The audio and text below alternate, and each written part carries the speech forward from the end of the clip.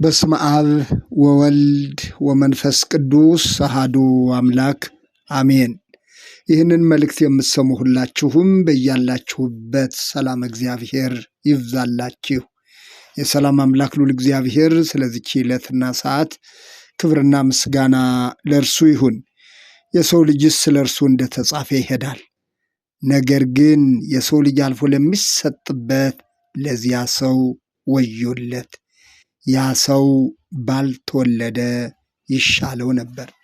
የማቴዎስ ወንጌል ምዕራፍ 26 ቁጥር 24 ስለ ይሁዳ የተነገረ ቃል ነው። የሰው ልጅስ ክርስቶስ ስለ እርሱ እንደተጻፈ ይሄዳል። ነገር ግን የሰው ልጅ አልፎ ለሚሰጥበት ለዚያ ሰው ወዮለት። ያ ሰው ባልተወለደ ይሻለው ነበር አለ መድኃኒታችን ኢየሱስ ክርስቶስ። በሌሎችም ወንጌላውያን የተዘገበ ቃል ነው። እንግዲህ ሰው ከ3 ዓመታት በላይ ደቀ መዝሙር ሆኖ ሐዋርያ ሆኖ እንደ ሌሎቹ ደቀ መዛሙርት ሁሉ ከክርስቶስ ጋር አብሮ የተጓዘ ሰው ነው። በተለይም የጸሎተ ሐሙስ ዕለት መድኃኒታችን ኢየሱስ ክርስቶስ ደቀ መዛሙርቱን እግራቸውን ባጠበ ጊዜ ያጠበው ቅዱስ ቁርባንንም እንደ ሌሎቹ ደቀ መዛሙርት የተካፈለ ሰው ነው። መድኃኒታችን ኢየሱስ ክርስቶስ ያለ ልዩነት ሁሉንም ሆኖለታል። ያለ ልዩነት እንደ ሌሎቹ ደቀ መዛሙርት ሁሉንም ምስጢራት የተካፈለ መድኃኒታችን ኢየሱስ ክርስቶስ ሁሉንም የሆነለት ሰው ነው። ነገር ግን ሐዋርያው ቅዱስ ጳውሎስ በዕብራውያን መልእክቱ ላይ ሰማያዊውን ምስጢር የቀመሱትን በኋላም የካዱትን እነርሱን ወደ ንስሐ ማድረስ የማይቻል ነው እንዳለው ሁሉ ዕብራውያን 6 ቁጥር 4 እና 6 ላይ 4 እስከ 6 ባለው ክፍል ላይ ይህ ሰው ግን ይህ ሁሉ ሆኖለት ሰማያዊውን ምስጢር ተካፍሎ ቅዱስ ቁርባንን ተካፍሎ ክርስቶስ ዝቅ ብሎ እግሮቹን ያጠበለት ይህ ሰው ቃሉ እንደሚለን ሌባ ስለነበረ ገንዘብ ውስጡን ስላማለለው ያ የሌብነት አመሉ መድኃኒታችን ኢየሱስ ክርስቶስን እስከ መካድና በ30 ብር ለመሸጥ እንደተዋዋለ ቃሉ ይነግረናል። ሐዋርያው ቅዱስ ጳውሎስ በጢሞቴዎስ መልእክቱ ላይ እንደገለጸው የእግዚአብሔር ቃል ስለ ይሁዳ ሲናገር ሌባ ነበር ነው የሚለው። ስለዚህ በውስጡ ያለው ፍቅረ ነዋይ፣ በውስጡ ያለው ገንዘብን የመውደድ መጨረሻው ምን ያህል ከእግዚአብሔር ጸጋና ከመንፈሳዊ በረከት እንዲለይ እንዳደረገው ነው የእግዚአብሔር ቃል የሚለን። የሚገርመው ነገር ግን መድኃኒታችን ኢየሱስ ክርስቶስ ይህንን ሰው እስከ መጨረሻው ድረስ እንዴት እንደወደደው ነው። የዮሐንስ ወንጌል ምዕራፍ 12ን ስናነበው የወደዳቸውን እስከ መጨረሻው ድረስ ወደዳቸው ነው የሚለው። የወደዳቸውን እስከ መጨረሻው ድረስ ወደዳቸው።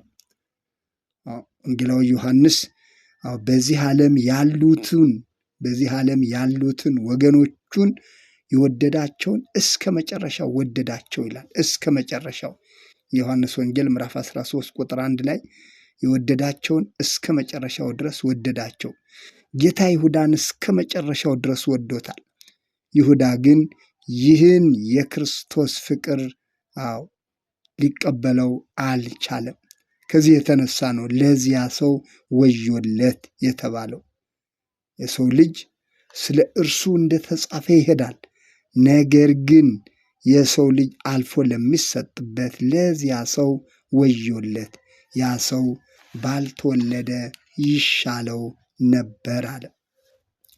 የክርስቶስን ፍቅር መግፋት፣ የክርስቶስን ፍቅር መተው ምን ያህል ከባድ ፍርድ እንዳለው የሚያስረዳ ነው። እስከ መጨረሻው ድረስ የወደደንን መውደድ ምን ያህል አስፈላጊ መሆኑን፣ የወደደን ደግሞ በራሱ ፍቅር እንጂ የሰው ልጅ በወደደው ልክ አለመሆኑን፣ የክርስቶስ ፍቅር በእኛ ማንነት ላይ የተመሰረተ ሳይሆን በራሱ ማንነት ላይ የተመሰረተ መሆኑን እንገነዘባለን።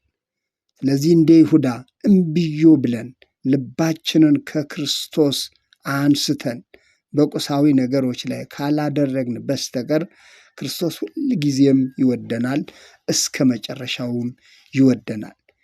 ይሁዳ ከክርስቶስ ፍቅር ይልቅ በፍቅረ ንዋይ ልቡ ስለተማረከ፣ ልቡ በፍቅረ ንዋይ ስለተሸነፈ ክርስቶስን አሳልፎ ለመስጠት የተስማማበትን 30 ብር እንኳ ሳይበላ ታንቆ እንደሞተ የእግዚአብሔር ቃል ያስረዳናል።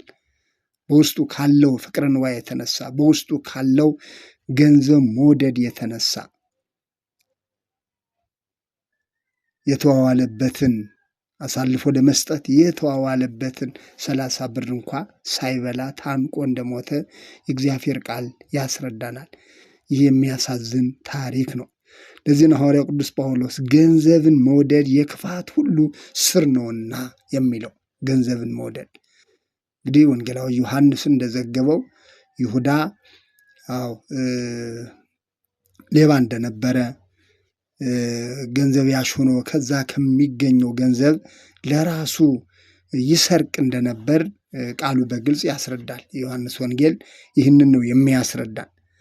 ስለዚህ ያ የተለማመደው የስርቆት መንፈስ በውስጡ እያደር እየገዘፈ ስለሄደ ያ ገንዘብ የመውደዱ መጨረሻ የሚወደውን ጌታ፣ ያፈቀረውን ጌታ በ30 ብር አሳልፎ ለመስጠት እንደተስማማ ይነግረናል። ለዚህ ነው ሐዋርያው ቅዱስ ጳውሎስ ገንዘብን መውደድ የክፋት ሁሉ ስር ነውና ይላል።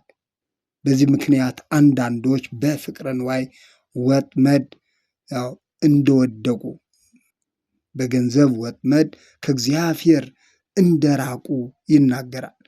ሐዋርያው ጳውሎስ በአንደኛ ጢሞቴዎስ ምዕራፍ 6 ቁጥር 9 አንደኛ ጢሞቴዎስ ምዕራፍ 6 ቁጥር 9 እና 10 ላይ እንደገለጸው በጥፋትና በመፍረስ ሰዎችንም በሚያሰጥምና በሚያሰንፍ በሚጎዳም በብዙ ምኞትና በፈተና በወጥመድም ይወድቃሉ። ገንዘብን መውደድ የክፋት ሁሉ ስር ነውና ይላል። ገንዘብን መውደድ የክፋት ሁሉ ስር ነውና አንዳንዶች ይህን ሲመኙ ከሃይማኖት ተሳስተው በብዙ ስቃይ ራሳቸውን ወጉ ይላል። በብዙ ስቃይ ራሳቸውን ወጉ። በብዙ ስቃይ የይሁዳ ታሪክ የሚያስረዳን ይህ ነው። በውስጡ ያለው ገንዘብን የመውደድ ጉዳይ፣ በውስጡ ያለው ከልክ ያለፈ ፍቅረ ንዋይ ከሃይማኖት ተሳስተው ከሚወደው ጌታ እስከ መጨረሻው ድረስ የሚወደውን ጌታ ትቶ በ30 ብር በመታለል በብዙ ስቃይ ራሱን የወጋ ሰው ነው። በብዙ ስቃይ ታንቆ መሞት ትልቁ የይሁዳ የመጨረሻው ግብ ታንቆ መሞት ነበር። ለዚህ ያደረሰው ደግሞ የገንዘብ ፍላጎቱ ነበር። ስለዚህ እስካሁንም ድረስ ይሁዳ ወልዱ ወለውሉድ ይደምሰስ እየተባለ ይሁዳ በየዓመቱ በተለይ ስቅለት ዕለት የይሁዳ ነገር በዚህ ሁኔታ ይታሰባል። ለዚህ ሁሉ የዳረገው ገንዘብ የመውደዱ ጉዳይ ነው። ምናልባት ይህንን ቃል ስናነሳ እንደ አገልጋይም እንደ ሃይማኖት ሰውም በተለይ አንዳንዶች ስለ ገንዘብ መውደድ ሲነሳ ከእናንተ በላይ የሚል አስተሳሰብ ያለን ልንኖር እንችላለን። ነገር ግን ማንም ይሁን ማን አገልጋይም ይሁን መንፈሳዊም ይሁን ሃይማኖተኛም ይሁን ሃይማኖትም አይኑረው ገንዘብን መውደድ የክፋት ሁሉ ስር መሆኑን፣ መጨረሻው ደግሞ ራስን በስቃይ መውጋት እንደሆነ ዛሬ እያንዳንዳችን ህይወታችንን ልናይ ያለፈውን ያለንበትን ህይወታችንን ስናይ ከገንዘብ ጋር ተያይዞ የሚመጡ እውነት ነው። ለሰው ልጅ በዕለታዊ ኑሮ ለዕለት እንጀራ ለዓመት ልብስ ገንዘብ አስፈላጊ መሆኑን ማንኛችንም ሰዎች የምንክደው አይደለም። እዚህ ላይ የተገለጸው ነገር ግን ከክርስቶስ ይልቅ ገንዘብን የማስቀደም ጉዳይ ነው። ከእምነት ይልቅ ገንዘብን ቀደም ጉዳይ ነው። ከዚህ የተነሳ ነው ራሳቸውን በስቃይ ወጉ የተባለው። የሚገርመው ነገር ባለጠጎች ሊሆኑ የሚፈልጉ ነው የሚለው። ከልክ በላይ የሆነ መስገብገብ፣ ያለ አግባብ የሆነ ባለጠግነትን የመናፈቅ ጉዳይ። ሰው ሰርቶ ሊያተርፍ ሰርቶ ሊያገኝ በእግዚአብሔር በረከት ሊባረክ ይችላል። እዚህ ላይ ግን የተገለጸው ሊሆኑ የሚፈልጉ ያለ አግባብ የሆነ ፍላጎት፣ እንዲህ አይነት ሰዎችን በጥፋትና በመፍረስ ሰዎችንም በሚያሰጥምና በሚያሰንፍ በሚጎዳም በብዙ ምኞትና በፈተና በወጥመድም ይወድቃሉ። ያለ አግባብ የሆነ ምኞት፣ ያለ አግባብ የሆነ ናፍቆት፣ ልክ እንደ ይሁዳ ማለት ይሁዳ ገንዘብ ማግኘቱ አይደለም፣ ያለ አግባብ የሆነ ገንዘብ ማግኘትን ነው የመረጠው። ሰርቶ አይደለም፣ ለፍቶ አይደለም፣ ነግዶ አይደለም፣ እንዲሁ ያለ አግባብ በሆነ ሁኔታ ለማትረፍ የፈለገ ሰው ነው። ስለዚህ በብዙ ምኞትና በፈተና በወጥመድም ይወድቃሉ። ገንዘብን መውደድ አለ የክፋት ሁሉ ስር ነውና አንዳንዶች ይህንን ሲመኙ ከሃይማኖት ተሳስተው በብዙ ስቃይ ራሳቸውን ወጉ አለ።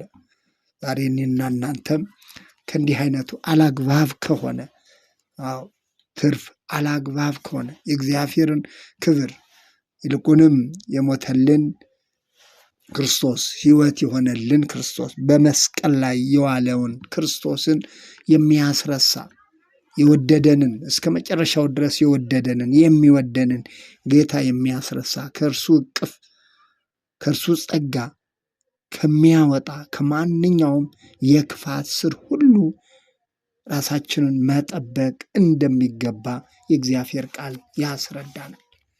ስለዚህ መድኃኒታችን ኢየሱስ ክርስቶስ አልፎ ለሚሰጥበት ለዚያ ሰው ወዮለት አለ። ለዚያ ሰው ወዮለት፣ ወዮታ ያለበት ጉዳይ ነው።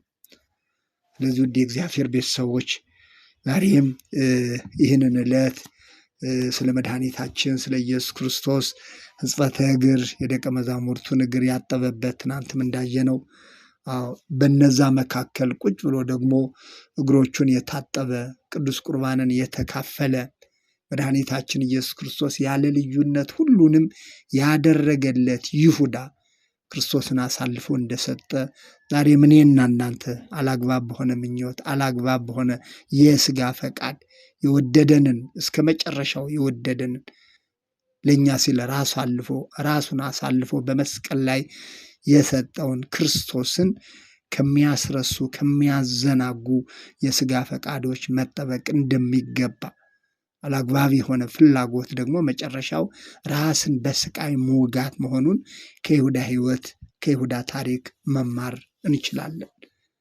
ስለዚህ ይህንን ቀን ስናስብ የይሁዳን ክርስቶስን ለሞት አሳልፎ መስጠት እንደገና ደግሞ ክርስቶስ ፍቅሩን የገለጠበት ክርስቶስ በዚህ ምዕራፍ ላይ ክርስቶስ የወደዳቸውን እስከ መጨረሻው ወደዳቸው ተብሎ ነው የተገለጸውና እስከ መጨረሻው የወደደንን ጌታ በመውደድ እንድንመላለስ እግዚአብሔር ሁላችንንም ይርዳን።